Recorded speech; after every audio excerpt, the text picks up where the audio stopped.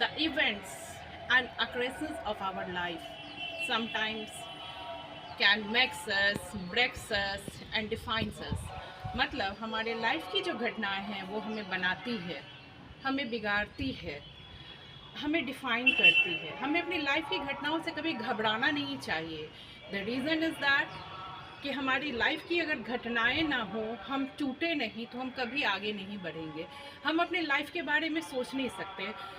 98% जो लोग जो सक्सेस पे पहुंचे हुए हैं उनकी लाइफ में कुछ ना कुछ घटनाएं ऑलरेडी हो चुकी होती है, बट वो घटनाओं को अपना हथियार बना लेते हैं।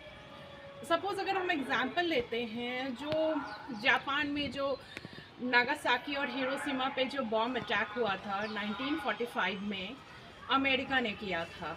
ये बहुत बड़ा डिजास्टर था।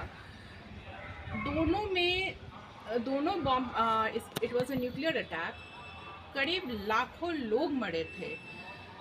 हर मतलब पूरे एरिया का घर जल चुका था, लोग जल चुके थे। जो बचे वो भी 6 महीने के अंदर मर गए, और बाकी जो अगर कुछ रह भी गए ना तो वो बीमार थे। उस देश की स्थिति इतनी ख़राब थी कि लोगों ने कहा कि यहाँ की जो गवर्नमेंट है वो किसी लायक है ही नहीं।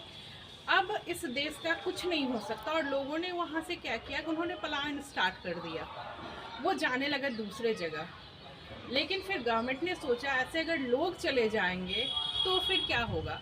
उन्होंने प्लान किया कि नहीं, पहले 10 इयर्स में हम लोग टेक्सटाइल में टॉप पे जाएंगे। टेक्सटाइल में टॉप पे जाने के लिए सॉइल का अच्छा होना बहुत इम्पॉर्टेंट था। सॉइल मीन्स मिट्टी। लेकिन वहाँ पे क्या था, हर चीज़ जल चुका था, बर्बाद हो चुका था।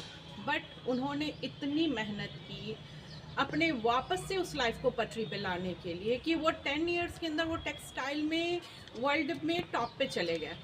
फिर उन्होंने सोचा कि अगले 10 इयर्स में हम लोग स्टील में टॉप पे आएंगे। और स्टील में टॉप पे आने के लिए उनके पास प्रॉपर सामान नहीं था जापान में अवेलेबल। फिर भी उन्होंने हर देश से, हर कंट्री से कांटेक्ट करके 10 इयर्स के अंदर वो स्टील में टॉप पे चले गए। अगले 10 इयर्स में उन्होंने सोचा कि वो ऑटोमोबाइल के सेक्टर में टॉप पे जाएंगे, और फिर उन्होंने उस पर काम करना शुरू किया। और जापान आज भी ऑटोमोबाइल के सेक्टर में टॉप पे है। ये उनकी विल पावर थी। उनके यहाँ की जो परमाणु बॉम्ब अटैक थी, जिसमें कि 6 और 6.5 kg यूरेनियम भरे हुए थे। सोचिए कितना बड़ा अटैक होगा, वो कितना बड़ा ब्लास्ट होगा।